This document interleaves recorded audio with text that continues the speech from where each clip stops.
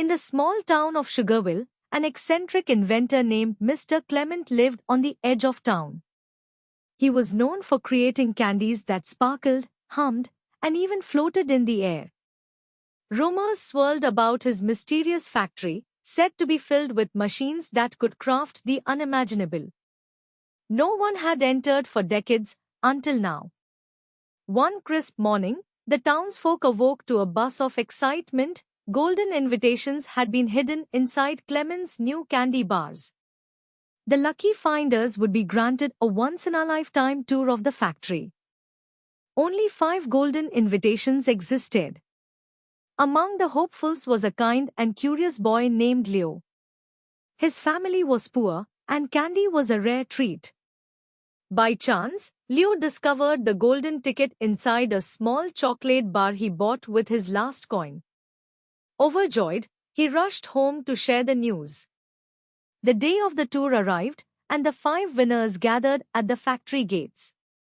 They included Flora, a nature enthusiast, Rex, a boy obsessed with technology, Ivy, an aspiring artist, Max, a mischievous prankster, and Leo. Mr. Clement greeted them with a twinkle in his eye and a smile as wide as a crescent moon. "Welcome to my magical sweets factory," he said.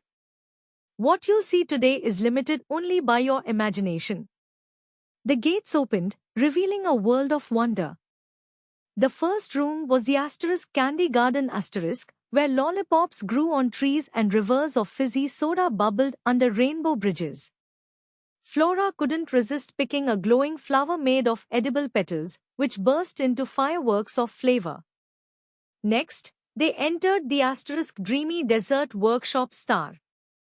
Machines shaped like animals churned out cupcakes that changed flavor with every bite. Rex, intrigued by the technology, fiddled with a lever and accidentally triggered a storm of whipped cream.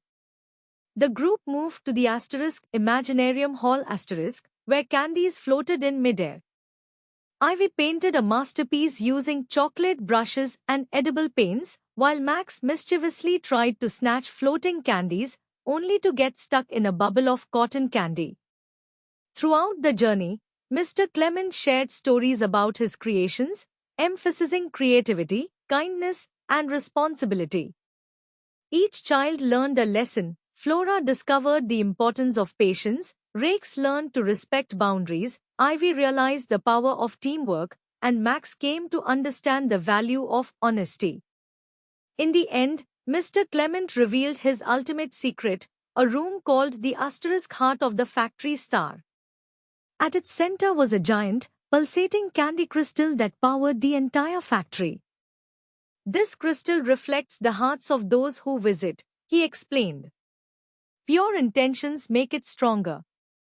When it was time to leave, Mr. Clement surprised them all by offering Leo a special role as his apprentice.